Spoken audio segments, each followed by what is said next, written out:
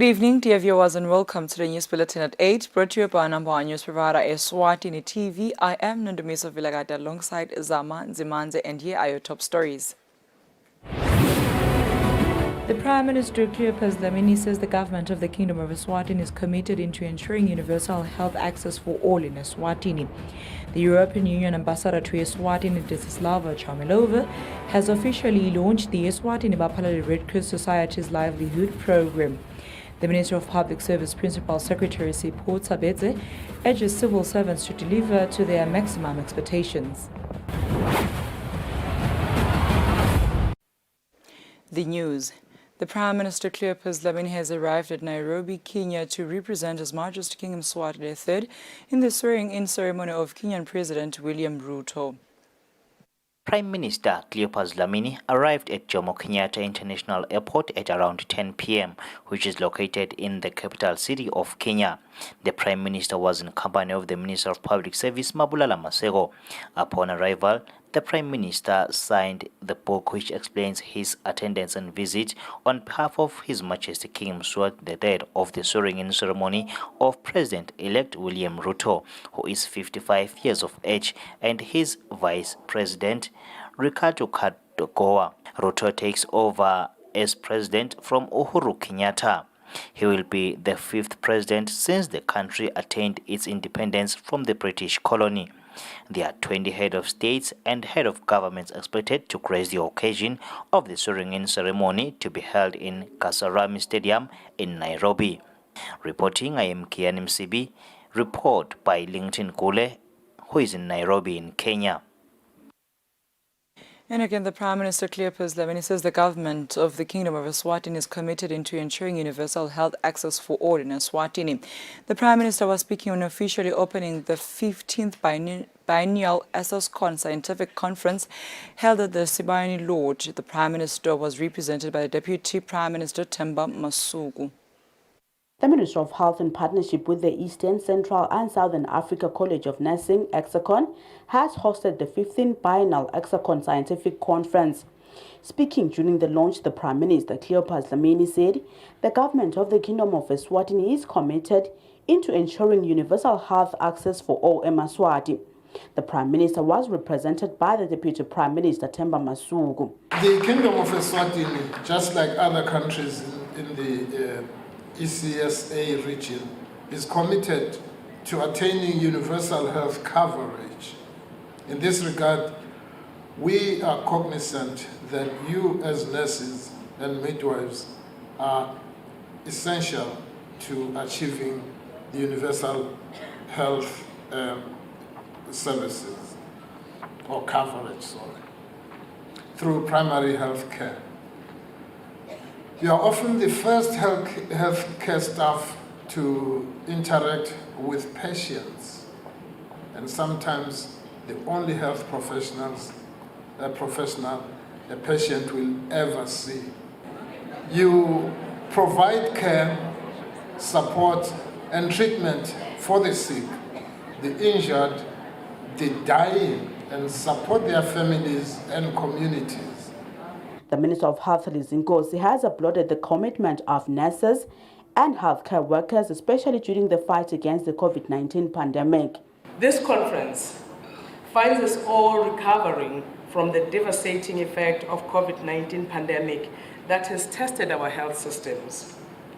Nurses and midwives were amongst the leading health professionals in the pandemic fight, directly in front line, and will continue to be the driving force towards prevention, mitigation of future outbreaks, as well as managing communicable and non-communicable disorders. President of the International Council of Nurses, Dr. Pamela Cipriano, says nurses are essential for attaining universal health coverage. We also know that through poor quality care, we experience over 5 million unnecessary deaths in the world. And we have more and more people pushed into poverty. So universal health coverage is a really important part of infusing the welfare for our people. The conference is expected to take 3 days. Reporting for Eswatini TV News, I am Samkal Siwakoza with Sikumbuzo Dlamini, Matsapa. The Minister of Education, Lady Howard, has applauded teachers and learners for excelling on the 2021 external examinations despite the civil unrest and the COVID-19 pandemic. The minister has been speaking during the launch of the first ever Manzini Region Academic Awards. The Manzini Region schools attained good results and topped all schools during the 2021 external examinations. The Manzini Region Educational Office has now launched a first ever Manzini Region Academic Awards for their schools. Speaking during the launch, the Minister of Education, Lady Howard, applauded the commitment of teachers and pupils despite the civil unrest and the COVID-19 pandemic. The minister was represented by the school's manager, Jonathan Hlengetwa. We are all cognizant of the fact that this was a year like no other, marked with a myriad of challenges such as the COVID-19 pandemic and political unrest at the same period.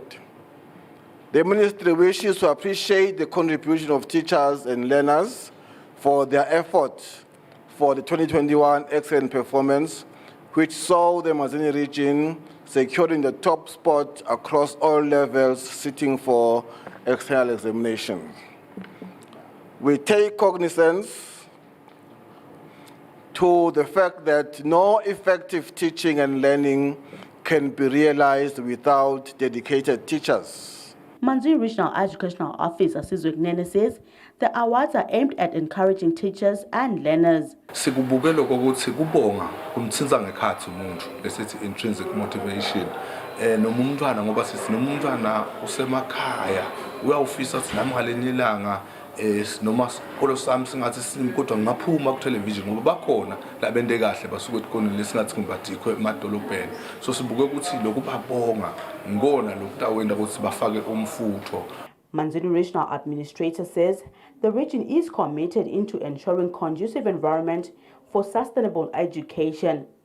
The Regional Administrator was represented by Regional Secretary Arnold Gunene. The awards will be held on the 22nd of September and sponsors include Imisabe Publishers, Macmillan Eswatini and MTN Eswatini. Reporting for Eswatini TV News, I am Samkal Suwekoza with Sikumbuzo Dlamini, Manzini. The European Union ambassador to Eswatini, Desislava Chamilova, says the Russia-Ukraine war has widened the gap of food insecurity in the African region, which calls for improved food security projects. The ambassador was speaking when officially launching the Eswatini Bapalali Red Cross Society's Livelihood program. The Eswatini Bapalali Red Cross Society has launched a livelihood program for 14 kundlas. The European Union has sponsored the program with 90 million emalangeni.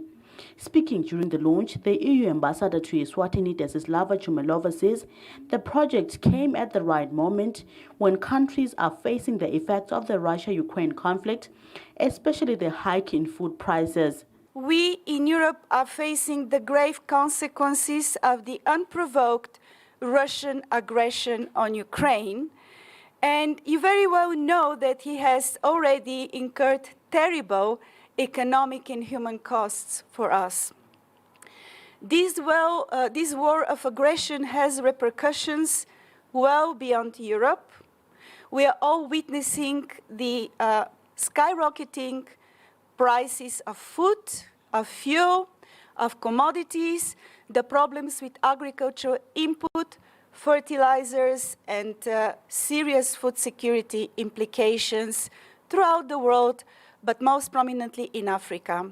Bapalali Eswatini Red Cross Society Secretary General Denjan Tlabati unpacked the project. Labanye batawusitwa ngathi njeke it's food security noma kumbe vele tekudla nebantu batawusho ukuthi bona bafuna ukuthi mbambamba sibasite ngani bese ke sesilandzela lokho labakushoko ukuthi bacela ukuthi sibasite ngako. According to the VAG report, food insecurity in Maswati has increased from 183,000 to 259,000. Reporting for Eswatini TV News, I am Samkal Suwekoza with Sikumbuzo Dlamini, Babane. The Ministry of Public Service Principal Secretary Sipho Tabeze urges civil servants to deliver to their maximum expectations. Tabete said this during a farewell function for 4 Eswatini Institute of Management and Public Administration employees who have retired. The 4 ex-employees of Eswatini Institute of Management and Public Administration who have retired is ex-director of the institution Cyril Gunen, his secretary Nobuhle Dlamini Jabu Mota, who was a cleaner, as well as Jeremiah Mashwam, who was a chief cooker. Speaking during the farewell function, the Minister of Public Service Principal Secretary Sipho Tabete says civil servants should be committed to their work and also dedicate themselves. Ngetimisela inzima yakho uyidlale uwena umsebenzi wakho uqaqe usina uyawuhola ekupheni kwenyanga ubone ukuthi le mali uyiholela ini usina uyemukela lengekhathi kusho ukuthi ngifanele kuyihola la imali la ngisebentele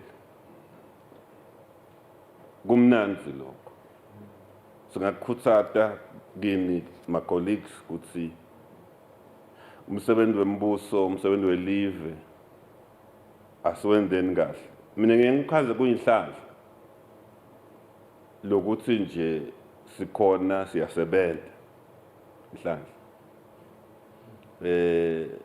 labaningi bafisile kuba la sikhona khona abakakhona lelithuba lekuba la ukhona khona nje wena baningi lebebalifisa kude abakalithola. Eswatini Institute of Management and Public Administration ex-director Cyril Gunen also encourages civil servants to remain committed to their work. Sifiso sami lesigenuine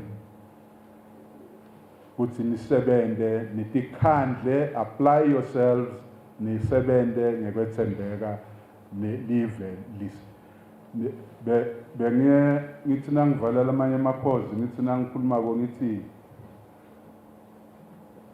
kulelo kona lokilo la uhulumende akubeke khona kuleli kona la your position uyathi lokuthi kunawe yakhiwe le position kwathiwa unasibani la. Gunen started working for government in the year 1980 and occupied different government posts, including being a principal secretary in government ministries. For Eswatini TV News, Fortune Dlangamandla Matsapa. Duduzile Nkosi, the mother of Umbuso Ncaza Nkosi, who testified of shooting and killing businessman Victor Gamedze after he was hired by businessman Sipho Shong, informed the court that few days after Ncaza was arrested in connection to Gamedze's death, some people delivered a bus to her saying they were sent by Shongwe. Duduzile said this when giving her evidence before High Court Judge Nkululeko Masego. Duduzile Nkosi, the mother of Umbuso Ncaza Nkosi, alleged that 2 men arrived to deliver a white VW minibus. She claimed that it was driven by one Ronnie who said he was sent by Azizi to deliver it. She continued to inform the court that her, together with relatives, proceeded to view the bus. She added that while inside, she took document written Matsapa United. Matsapa United used to be a football club name owned by Shongwe. Shongwe stands accused of having a hand in the murder of businessman Victor Gamedze. Duduzile said Ronnie informed her that the bus was yet to be registered. She told the court that he asked them why they were leaving the bus behind. Duduzile also mentioned that they proceeded to write an affidavit at Orlando Police Station. High Court Judge Nkululeko Masego wanted to know from Duduzile what happened to the delivered bus. When responding, Duduzile said it was taken by one Jabu who was from one of the spares. She continued to inform the court that Aziz told her that he was instructed by Sipho Shongwe, who was arrested in Eswatini in connection with Gamedze's death, to deliver it as a token of appreciation for the job done by Ncaza in relation to Gamedze's death. Shongwe legal team disputed the allegation, stating that the bus had a registration of Mpumalanga province in South Africa. The legal team argued that the bus belonged to Azizi. On another hand, starting from October 24 to 28, 2022, Sipho Shongwe is expected to tell the court what he knows pertaining the charges leveled against him. Shongwe's legal representatives were granted an order to consult Shongwe today and Wednesday in preparation for October. For Eswatini TV News, Fortune Dlangamandla, High Court. For an international update from England, following the death of the Queen Elizabeth II and the ascension of King Charles III to the throne. Today, the Queen's coffin is at the St. Giles Cathedral, Edinburgh, Scotland, where members of the public were seen making their way in to bid farewell to the Queen. Later, the coffin will travel to St. Giles Cathedral to Buckingham Palace, where it will lie in the ballroom. Tomorrow afternoon, we'll see the first big ceremony in London, as the coffin will be carried on a gun carriage from Buckingham Palace to Westminster Hall for the Queen's lying in state until the morning of the state funeral. After the coffin arrives at Westminster Hall, the Archbishop of Canterbury will conduct a short service, after which the lying in state will begin. During the lying in state, members of the public will have an opportunity to visit Westminster Hall to pay their respects to the Queen. Heads of state are expected to begin to arrive in the UK from Friday 16 September to Sunday 18 September. According to reports from DW News, the Queen's lying in state will close at 6:30 a.m. on Monday 19 September. Her state funeral will take place on the same day at Westminster Abbey. In attendance will be heads of state, prime ministers and presidents, European royals and key public figures. Following the state funeral, the coffin will travel to St. George's Chapel, where the burial service will take place.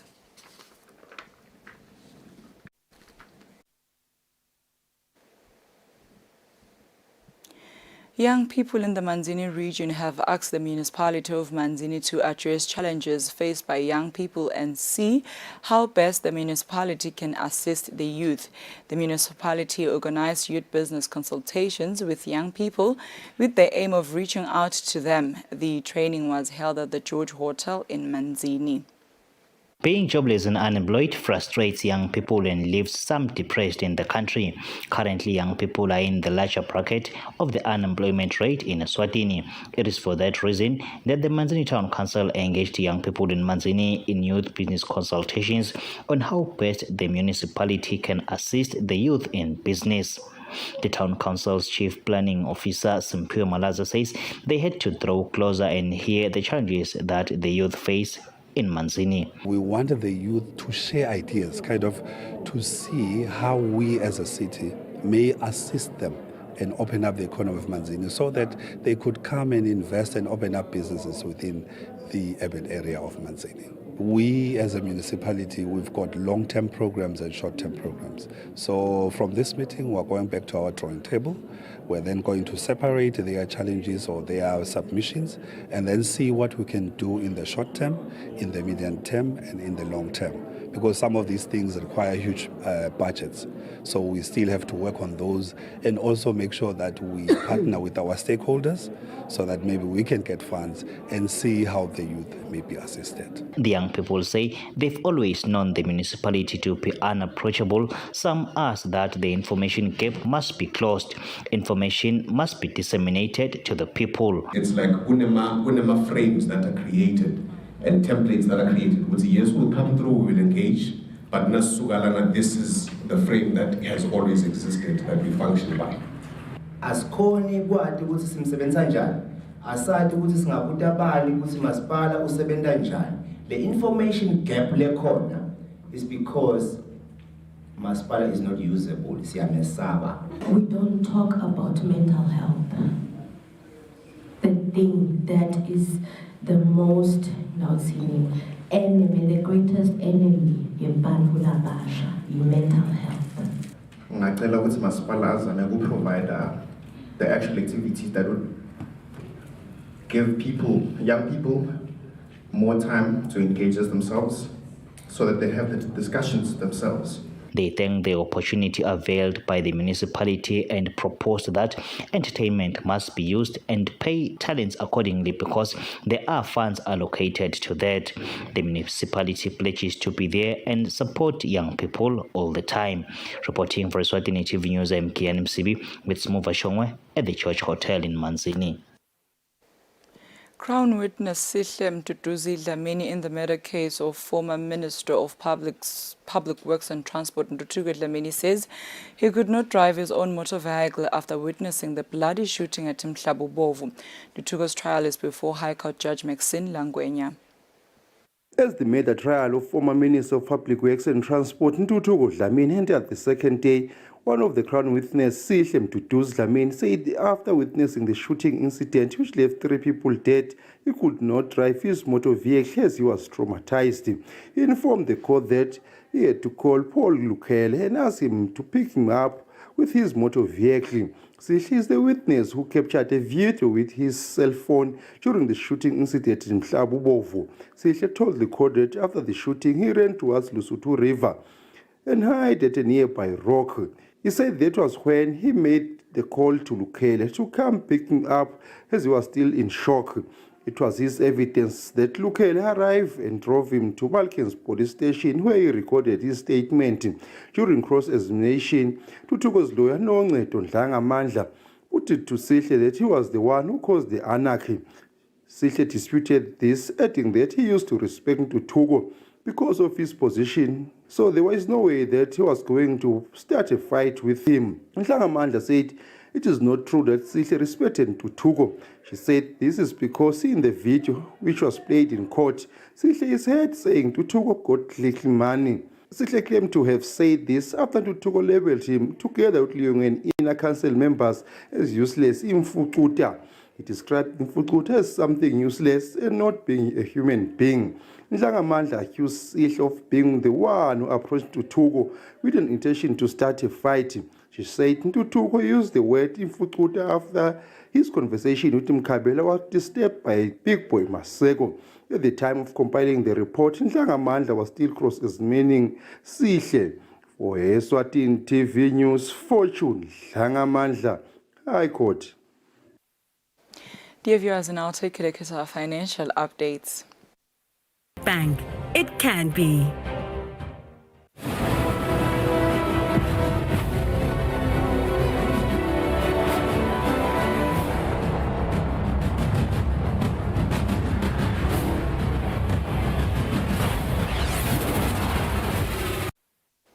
For our sports news tonight, Eswatini Olympic and Commonwealth Games Association President Adam Mtsetwa says athletes who normally represent the country in international competitions such as Olympic Games and Commonwealth Games are selected by the Eswatini Games Commission that works in hand with the relevant associations where the athlete comes from.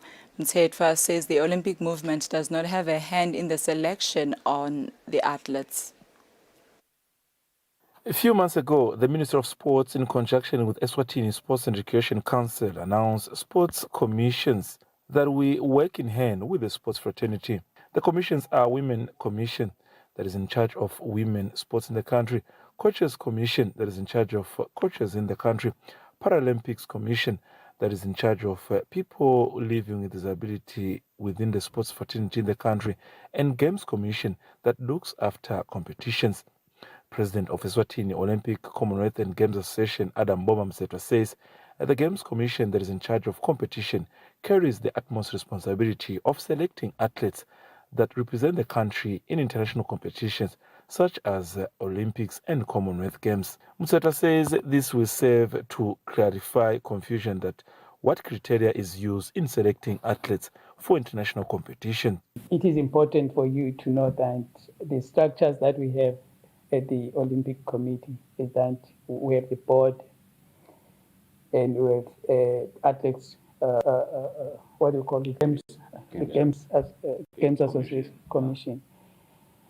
And that looks at the issues as to how these athletes are selected from their respective associations.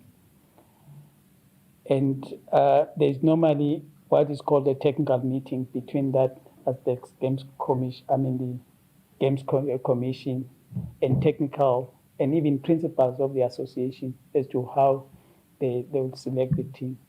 But having said that, I think the most important thing as the Olympic Committee is that our primary duty is to take the team to games. On another note, Mtsetwa mentioned that Preparations for the upcoming competition, such as the Regional Youth Games in Malawi and All Africa Games in Ghana, are already underway. For Eswatini TV Sports, Fabisum Sonera, Mbabane. The Eswatini Pool Association President Muntu Dlamini says the Kingdom of Eswatini is likely to miss this year's World Championships Games to be held in Morocco. Dlamini says the absence is likely to be caused by the country's recent performance in regional competitions that has not been impressive. Morocco as a country will be hosting this year's Pool World Championship tournament. The tournament is expected to see some of the biggest well-known countries in pool to be part of it. The Kingdom of Eswatini is also, by virtue of being a member of the African Pool Federation, is likely to take part of the games. Kuyavela lokuthi kufuna ukuthi kube nema qualifications noma ke kube ne tinvo lesithi achievile as players. The association's president Muntu Dlamini says one of the biggest disadvantage that might see the country not taking part of the games is that in the recent years, the country has failed to collect medals in regional competitions.